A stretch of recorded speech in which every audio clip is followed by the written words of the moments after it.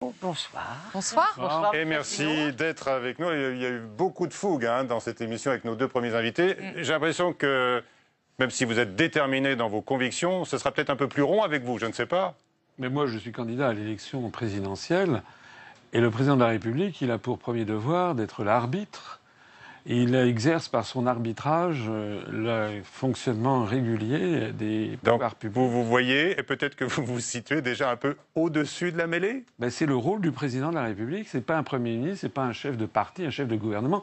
Normalement, quelqu'un qui est candidat à l'élection présidentielle doit veiller à rassembler les Français. D'accord. Les deux prédécesseurs qui sont passés avant moi passent leur temps à essayer de diviser les Français. Ouais, qu'est-ce que vous en avez pensé, là, sincèrement Sincèrement, je trouve que Mme Arthaud et puis le représentant de Mme Le Pen passent leur temps à essayer de diviser les Français au moment où il faut les rassembler. Sur l'Europe, Vous vous avez des points communs avec eux?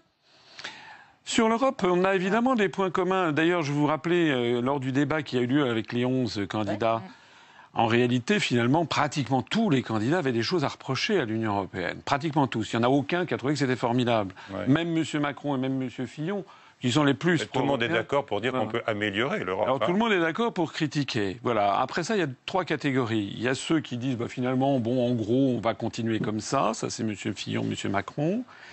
Et puis, il y a ceux qui disent... La deuxième catégorie, ce sont ceux qui disent, on va renégocier les traités. C'est notamment Mme Le Pen, on vient de voir encore M. Bell confirmer, c'est M. Mélenchon, et puis c'est M. Cheminade, c'est M. Dupont-Aignan. Et puis la troisième catégorie, il n'y en a qu'un, c'est moi. C'est la sortie. C'est celui qui dit qu'après 60 ans, on ne peut plus, 60 ans de construction européenne, on ne peut plus modifier les traités. Concrètement, on pourrait toujours théoriquement, mais concrètement, on ne le peut plus. La situation est une situation de blocage. Et dans cette situation, en adulte, on va faire ce que font les Britanniques, qui sont un grand peuple. Les Britanniques, ce sont ceux qui ont défendu les libertés publiques depuis 800 ans, depuis la Magna Carta de 1215. C'est pas un peuple extrémiste, c'est un peuple extrêmement pragmatique. Et bien nous, on dit, voilà, on va lancer la procédure de sortie de l'Union. C'est pas la même chose, On ne peut pas établir le parallèle, ça n'a rien à voir. Le Brexit et le Frexit, quand on abandonne une monnaie... C'est une onde de choc considérable. Non, mais ça, on peut parler de l'abandon de la monnaie, mais ils sont quand même en train de sortir de l'Union européenne. Et donc, c'est déjà un choc. Vous, président François Asselineau, le lendemain de votre élection, vous sortez de l'Europe. Je ne sors pas de l'Europe. Ce que je fais, moi, je suis respectueux du droit, toujours. Et donc, je lance la procédure de l'article 50 du traité de l'Union européenne, comme vient de le faire Mme Theresa Sans consulter les Français, outre mesure. Pourquoi je consulterai les Français? Je ne vais pas leur demander ensuite par référendum s'ils sont d'accord pour que je mette en œuvre le programme pour lequel je viendrai d'être élu. Vous considérez que c'est un référendum de fait? Mais c'est pas un référendum. C'est votre programme. Voilà, c'est comme à ce moment-là, on pourrait aller loin. Une fois qu'ils auraient voté, il faudrait que je fasse un autre référendum pour savoir s'ils sont d'accord pour que je mette en œuvre le référendum. Non, j'ai un programme. Et si je suis élu sur ce programme, évidemment, je reconnais qu'avec les précédents de M. Sarkozy et de M. Hollande, je reconnais qu'on a perdu l'habitude qu'un président de la République nouvellement élu mette le programme en œuvre pour lequel il a été élu. Mais c'est quand même ce que je ferai moi. Et donc, je mettrai en œuvre l'article 50. Il y a une ouverture d'une négociation avec les partenaires. Ça va très bien se passer. D'ailleurs, regardez, ça se passe très bien avec le Royaume-Uni. Le Royaume-Uni n'est pas tombé dans l'apocalypse. Rappelez-vous, Madame... il n'a pas l'euro, le Royaume-Uni. Ils ne sont pas sortis encore. Ils ne sont pas sortis encore. Ensuite, ils n'ont pas l'euro. Ils ne sont pas sortis. Mais rappelez-vous ce qu'avait dit Madame Christine Lagarde, la directrice générale du Fonds monétaire international. Elle s'était rendue au mois de juin de l'année dernière et elle avait dit si jamais vous votez pour le Brexit, dans les jours qui viennent, ça va être l'apocalypse financière, ça va être un effondrement des marchés financiers. On a appris au début de cette année, c'est le gouverneur de la Bank of England lui-même qui a dit qu'en fait toutes les prévisions apocalyptiques avaient été fausses. Et puis je constate que les conversations pour la sortie de l'Union européenne par le Royaume-Uni ont commencé. Je constate que les choses se passent bien. La France n'a pas rappelé son ambassadeur à Londres. Le Royaume-Uni reste relié au reste du monde. J'entends bien ce que vous dites, M. Asselineau, mais écoutez, quand on demande aux Français, est-ce que vous en avez marre de cette monnaie, est-ce que vous voulez la quitter, il y en a 70% qui disent non. On veut l'euro, on veut rester. Mais ça, c'est vous qui le dites. Ah, mais c'est pas moi qui le dis, non, oh là là, oh là là, non, moi je ne crois pas pour un institut de sondage avec moi toute seule. Demandons l'avis des Français. D'abord, comme le disait ma grand-mère, qui n'entend qu'une cloche, n'entend qu'un son. Ça fait maintenant des années que l'on explique aux Français, sans jamais que cette affirmation soit contredite, que sortir de l'euro serait une apocalypse. Moi, je dis que c'est pas vrai. Je dis que c'est en restant dans l'euro que nous allons vers l'apocalypse, parce que l'euro va de toute façon exploser. Et j'explique que sortir de l'euro, ça n'est pas difficile, c'est beaucoup plus facile de sortir de l'euro que d'y entrer. Ben regardez, Madame Lagarde, elle annonçait, vous venez de le dire, Madame Lagarde, la présidente du FMI, disait ça va être l'apocalypse si vous sortez de l'Union européenne, disait-elle aux Anglais. Bah, je pourrais vous dire la même chose. Vous nous annoncez l'apocalypse, si nous on sort de l'euro, c'est peut-être la même chose. Peut-être que vous êtes un peu le Lagarde. Non, moi j'annonce pas du tout l'apocalypse si on sort de l'euro. C'est ce que vous venez de dire, hein? Non, j'annonce l'apocalypse si on y reste. Oui. Mais moi j'ai des arguments. Oui, pardon, enfin. L'apocalypse si on ne sort pas de l'euro. Voilà, c'est ça. Mais moi j'ai des arguments, j'ai des arguments solides et techniques pour le faire valoir.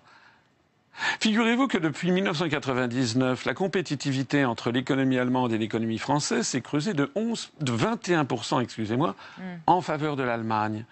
Ça veut dire que l'euro est une monnaie qui est une cote. C'est bon pour les Allemands alors. L'euro est une cote mal taillée entre les pays. L'euro est trop bon marché pour l'économie allemande. Alors peut-être que c'est le réformer, il faut réformer l'euro, peut-être pas en sortir. Pourquoi sortir, forcément ? Attendez. L'euro est trop bon marché pour l'économie allemande, ce qui fait que l'économie allemande dégage des excédents commerciaux de 247 milliards d'euros. Ils sont devenus le premier excédent commercial mondial devant la Chine.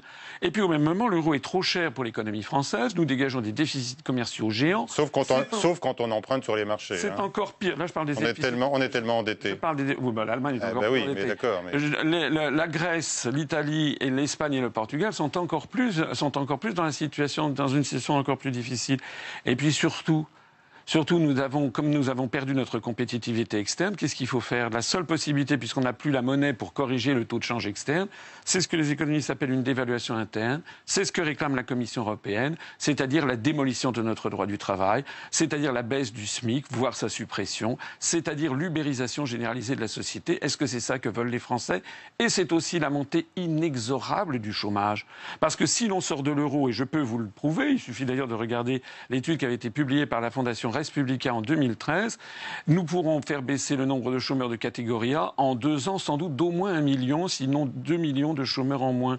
Ça on est obligé de croire sur parole, là, parce que moi je ne sais pas comment vous y arrivez à ce calcul-là. Ce qui est sûr, si vous voulez, c'est que ce que nous voulons nous propose, que propose M. Fillon ou M. Macron, par exemple, c'est de continuer la même politique que nous suivons depuis 25 ans. Nous avons eu 1 million de chômeurs de catégorie A en plus sous M. Sarkozy. On en a eu encore 1 million supplémentaire sous M. Hollande. Et on va continuer sur le même chemin. Est-ce que c'est vraiment ça que veulent les Français? Sans offense, pour l'instant, dans les intentions de vote, vous êtes crédité de moins d'1% des intentions de vote. Messieurs Fillon et Macron ont plus de chances de parvenir au second tour, a priori, que vous, du moins sur le papier.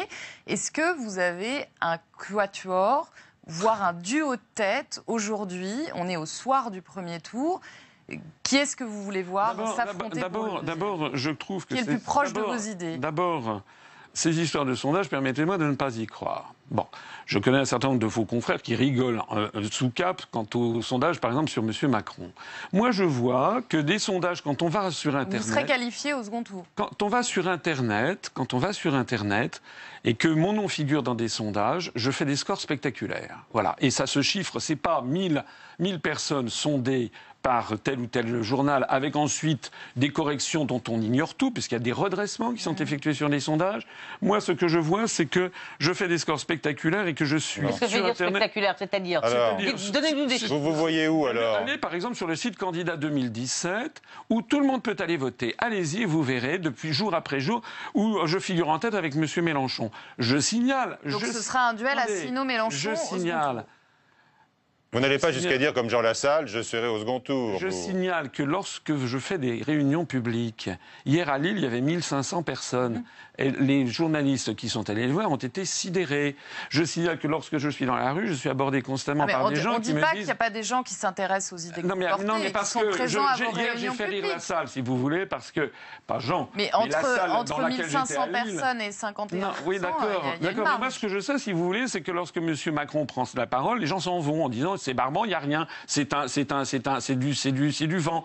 Moi, ce que je vois, c'est que les gens sont dans une ferveur extraordinaire quand je fais des conférences et quand je fais mes meetings. Voilà ce qui est la vérité. Alors moi, je ne préjuge pas des sondages. Ce que je sais, c'est que c'est extrêmement pervers que de mettre dans la tête des gens qu'il y aurait forcément 4 candidats qui seraient nécessairement élus, parce qu'il y a effectivement des Français qui vont se dire « Ah, je voterai bien pour Asselineau, mais de toute façon, j'ai entendu sur tel ou tel média qu'il n'a aucune chance, donc c'est un pis-aller, je vais voter pour un autre. » La réalité... Lequel est le plus proche de vous, à votre avis? J'en sais rien, ça dépend des gens. Moi, si je suis candidat... Mais si je suis candidat, c'est parce que je suis le seul à proposer ce que je propose. Ah oui, quand on vous écoute, écoutez, j'ai l'impression que c'est un peu vous et les nuls. Écoutez, du point de vue technique, du point de vue de l'expérience professionnelle, je suis certainement l'un des plus grands candidats. Ça, c'est exact. J'ai passé 4 ans de ma vie en cabinet ministériel. J'ai accompagné François Mitterrand en tant que haut fonctionnaire et Jacques Chirac. Il y a aussi des candidats qui ont été premiers ministres, ministres aussi. Des candidats, non. Des candidats. Il n'y en a pas beaucoup. Il n'y en a pas beaucoup. C'est pour ça que je maintiens qu'en termes d'expérience professionnelle, je suis l'un des plus sérieux, celui qui en a le plus, en effet. Et que c'est bien vous, François Asselineau, et les nuls. Non, c'est pas François. Mais attendez, vous allez me reprocher d'avoir de l'expérience professionnelle? Non. Bon, c'est comme après le débat l'autre jour, j'ai été brocardé par des humoristes sur le fait que j'avais cité des articles des traités. Bon. Eh bien, figurez-vous... Pas encore. Si vous avez cité l'article 50 pour la sortie... Mais c'est tout, là. Vous vous êtes retenu. Vous êtes sur la retenue, désormais. Les humoristes ont un poids sur vous, monsieur Asselineau. J'ai cité plusieurs articles. Mais quand vous montez à bord d'un avion, vous préférez que le commandant de bord, il sache comment fonctionne l'avion, il connaisse le code de pilotage, ou que ce soit un novice? Ils sont incompétents pour vous, les autres candidats? Écoutez, ce sont des gens, je suis désolé, il y a beaucoup de candidats qui n'ont aucune expérience professionnelle et qui ne savent pas de quoi ils parlent. Par exemple, sur l'euro. Normalement, nous serions dans une vraie démocratie, on aurait réuni tous les candidats, et puis on aurait parlé de l'euro, mais de façon approfondie, parce que c'est un sujet extrêmement technique, qui nécessite en effet qu'on s'y arrête. Malheureusement, on a un système avec extrêmement superficiel. Alors il y en a qui font des spectacles, qui font des shows, et puis on laisse entendre aux gens, on fait des promesses de Père Noël, et puis voilà. Mais le problème, c'est que une fois que les flonflons se sont arrêtés, les traités restent. Et les clauses des traités restent. Lorsque M. Mélenchon, par exemple, fait des promesses dans tous les sens, il y a là 80% de ces promesses qui sont inapplicables dans le cadre des traités de l'Union européenne, qu'il ne veut pas les lancer, il propose simplement de les renégocier. Donc au bout du compte, si les Français se font avoir une nouvelle fois, s'ils élisent un Tsipras français, dans 6 mois, dans 1 an, la France sera ingouvernable parce que les Français se seront dit « mince, on a encore une fois élu quelqu'un qui s'est moqué de nous ». Moi, ce qui fait mon succès dans la rue, et dans les meetings, je reconnais que pas dans les sondages officiels, mais dans la rue, dans les meetings et sur Internet, ce qui fait mon succès, c'est que les Français reconnaissent que je suis quelqu'un de sincère, d'honnête, de compétent, excusez-moi de le souligner, et qui leur dit le fond des choses, et ça, les gens apprécient beaucoup. Vous tirez déjà beaucoup de satisfaction personnelle de cette campagne. Non, c'est pas une satisfaction personnelle, c'est que ça me permet en effet de faire connaître notre mouvement, qui, j'en profite d'ailleurs pour vous le dire, vient de dépasser les 24 000 adhérents. L'Union populaire républicaine, je crois, et je m'excuse que nous ne l'avons pas encore cité jusqu'à présent. Vous dites qu'on est un peu colonisé par les États-Unis, ici en Europe, c'est bien cela, vous savez, monsieur Asselineau, mais aujourd'hui... C'était exactement l'adjectif et le verbe utilisé par Charles de Gaulle. Oui. Il disait ça à Alain Perfit en disant le problème qu'il y a maintenant en Europe, après avoir accordé leur indépendance à nos colonies, c'est que nous allons nous-mêmes réclamer notre indépendance. Oui, mais alors heureusement aujourd'hui que l'Union européenne se dresse dans son ensemble pour résister aux assauts de Donald Trump, qui peut-être aimerait nous voir disparaître. Non, mais écoutez, qu'est-ce que c'est que cette histoire? L'Union européenne est placée... la France seule aurait un peu de mal à peser contre les États-Unis, non? Ah, vous croyez, parce que vous croyez que l'Union européenne pèse contre les États-Unis? L'Union européenne est placée par l'article 42, je suis désolé, du traité de l'Union européenne. Oui, mais c'est vrai, mais... Bah oui. Eh oui, je connais mes dossiers, excusez-moi. Oui. Ah, ça, je crois que tout le monde le sait. Placé par l'article 4. Mais oui, mais si vous préférez des ignorants, c'est votre problème. Mais vous savez, les Français préfèrent les gens qui savent de quoi ils parlent. Nous sommes placés par l'article 42 du traité de l'Union européenne sous la tutelle de l'OTAN. Or, l'OTAN est dirigée depuis Washington. La meilleure preuve, c'est que pour sortir de l'OTAN, je me suis renseigné, c'est l'article 13 du traité de l'Atlantique Nord, il faut écrire au gouvernement des États-Unis d'Amérique à la Maison-Blanche.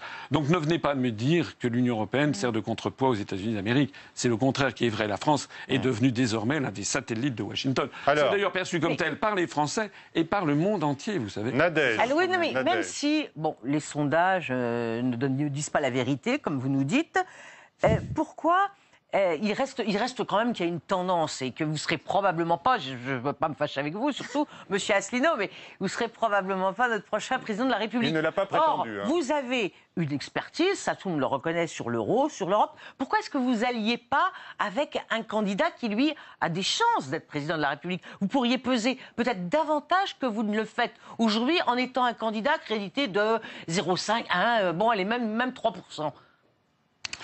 Madame, je ne fais pas de la politique comme on fait, c'est pas de la politique aérie. La politique, c'est si on veut faire avancer ses idées. Laissez-moi répondre. Je fais de la politique de façon sérieuse. Les personnalités, je ne sais pas à qui vous pensez, sont en train de mentir aux Français. Parce qu'il n'y a qu'une seule façon de dire que l'on sort de l'Union européenne, c'est dire je sors de l'Union européenne par article 50. Toutes les autres sont des faux fuyants qui sont en fait pour gagner du temps et pour ne pas sortir. Madame Le Pen, Monsieur Mélenchon, Monsieur Dupont-Aignan, Monsieur Cheminade ne proposent pas ce que je propose. Et comme c'est pour moi l'absolue nécessité de sortir de ça, ça n'a aucun intérêt d'aller faire alliance avec les uns ou les autres. Vous prétendez donc seul souverainiste authentique, même si vous n'aimez pas ce vocable-là, je crois, de souverainiste. Non, oui, alors, on va parler peut-être juste, parce qu'il reste peu de temps. J'ai pas dit que j'étais le seul souverainiste authentique, c'est vous qui placez ça. Je sais pas, vous dites que les autres, ils promettent la sortie de l'euro, mais que c'est pas vrai. Il n'y a pas de façon de faire de circonlocution. Je suis le seul qui propose de sortir de l'Union européenne, de l'euro et de l'OTAN. L'actualité internationale, le groupe État islamique contrôle désormais moins de 7% du territoire de l'Irak, cela grâce à l'action de la coalition internationale.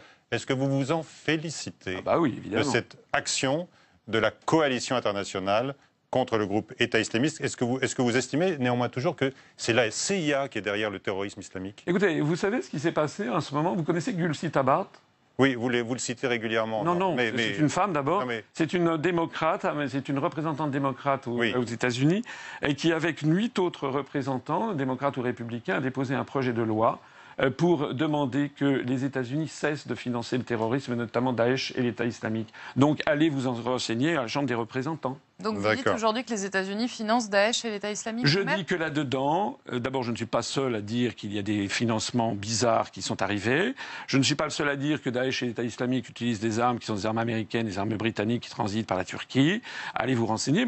C'est quand même assez curieux, c'est vous les journalistes. Moi je suis quelqu'un qui lit les journaux, figurez-vous. Eh bien moi je dis que si l'État islamique et si Daesh ont été écrasés, c'est aussi, excusez-moi de le souligner, par l'intervention russe. C'est quand même ça qui s'est produit. Alors, vous avez les preuves. Là, il y en a eu aujourd'hui qui ont été apportées par la Turquie à propos de cette bombe chimique, ces bombes chimiques qui sont tombées sur un village rebelle en Syrie. Les analyses effectuées sur les blessés ont permis de confirmer que c'est bien du sarin, donc ce puissant gaz, qui a été utilisé. Donc là, vous reconnaissez, là, ce soir, que la responsabilité incombe à Bachar el-Assad? Absolument pas, parce que je ne sais pas. D'abord, non, parce que je ne sais pas. Ce sont des enquêtes qui sont extrêmement longues. Il y a eu, vous vous rappelez, le massacre de la Ghouta en avril 2013. Oui. Il a fallu attendre 2017. Et là, vous allez me sortir encore des sources américaines qui remettent en cause mais c'est le MIT. rebelles. Excusez-moi, c'est l'université de Harvard, c'est le Massachusetts Institute of Technology, c'est-à-dire une des institutions les plus prestigieuses des États-Unis, qui a dit, voici quelques semaines, que c'était très probablement le massacre de la Ghouta, après 4 ans d'enquête, que c'était très probablement les forces rebelles. Donc moi, je ne prends pas parti. Mais moi, je suis étonné que l'on prenne parti alors qu'une affaire vient à peine d'apparaître pour un camp contre l'autre. Moi, j'écoute toutes les voix, j'écoute ce que disent les Américains, j'écoute ce que disent les Russes, et je demande qu'on applique le droit international, c'est-à-dire que l'on mène une enquête internationale. En tout cas, il y a une chose qui est certaine, c'est que là-dedans, il y a quelqu'un qui a violé le droit international de façon absolument sûre et certaine, puisqu'il a revendiqué, c'est Donald Trump. Puisque un État, sous le droit international, un État n'a pas le droit d'en agresser un autre, comme ça, sans avoir le feu vert du Conseil de sécurité des Nations Unies. Qu'est-ce que vous dites sur les crimes de guerre qui ont été commis? Et par qui?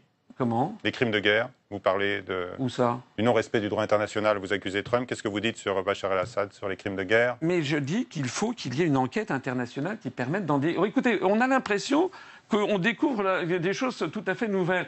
Rappelez-vous les armes de destruction massive prétendues de Saddam Hussein en 2003. On était priés de croire à ça. Il n'y a que la France, d'ailleurs, parce qu'à l'époque, la France était dirigée par Jacques Chirac et Dominique de Villepin, qui s'étaient opposés. Et puis on a appris 6 mois après qu'il n'y avait jamais eu d'armes de destruction massive. Merci à vous. Merci à vous. Bonne continuation de campagne, donc dans la rue notamment et sur Internet. Oui, avec beaucoup de meetings, avec énormément de monde. Demain, Jacques Cheminade sera notre invité.